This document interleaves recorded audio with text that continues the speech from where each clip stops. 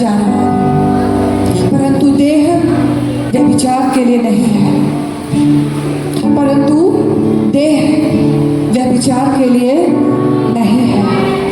ये देह किस बात के लिए है?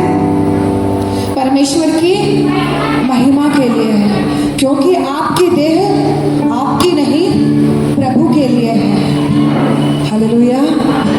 आपकी देह प्रभु के लिए है, आप प्रभु के लिए है, क्योंकि आपकी देह को बनाने वाला प्रभु है। इसीलिए ये देह आपका नहीं है, ये परमेश्वर का है। ये आपका देह प्रभु यीशु मसीह ने मोल लेकर के खरीदा है, अपनी जान लेकर के खरीदा है, अपने खून को बहा करके आपको खरीद लिया है। आप खरीदे गए लोग, आप खरीदे गए लोग हैं। बोलिए, मैं खरीदा गया हूँ यीशु मसीह के लहू से, मैं मोल लिया गया हूँ यीशु मसीह के लहू से। ये मेरी देह है, मेरी नहीं है, ये प्रभु के लिए है।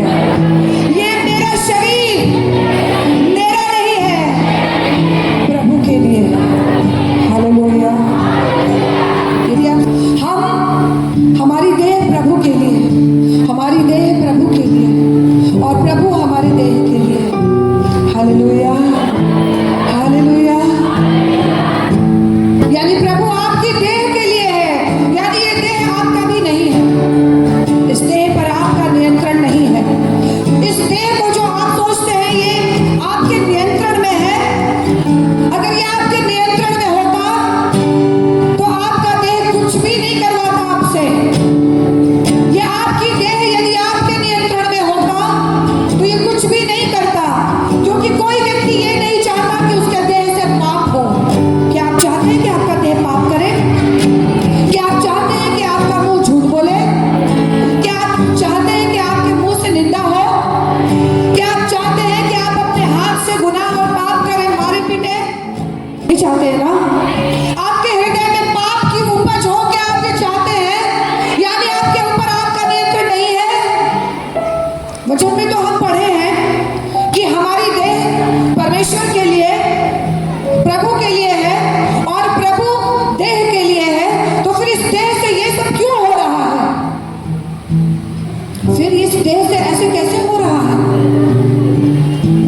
कैसे कैसे हो रहा है? यानी हमारी देह पर कोई नियंत्रण कर रहा है, यानी हमारी सोच पर, हमारे विचार पर कोई नियंत्रण कर रहा है, कोई और, कोई थर्ड पर्सन।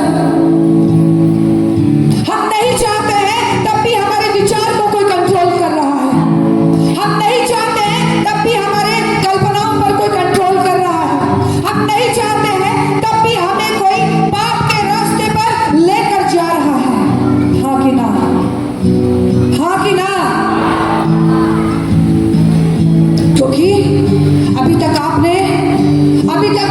लोगों ने अपनी देह को प्रभु की महिमा के लिए समर्पित नहीं किया है। अभी भी वो पेट और भोजन की तलाश में कुछ भी करने के लिए तैयार है, कुछ भी करने के लिए तैयार है, और उनका अपने देह के ऊपर नियंत्रण नहीं है। और वो भूल गए हैं कि ये जो देह है परमेश्वर की महिमा करने के लिए, प्रभु यीशु मसीह की आराधना करने के लिए है।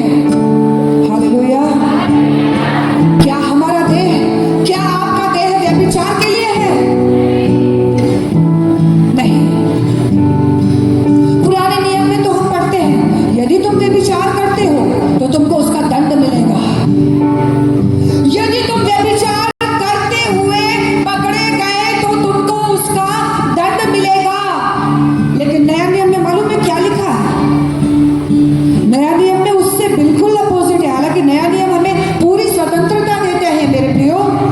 नया नियम जब प्रभु यीशु मसीह आते हैं तो उन्होंने अपने वचन के द्वारा हमें स्वतंत्र किया है, और हम उस व्यवस्था से छूट गए हैं।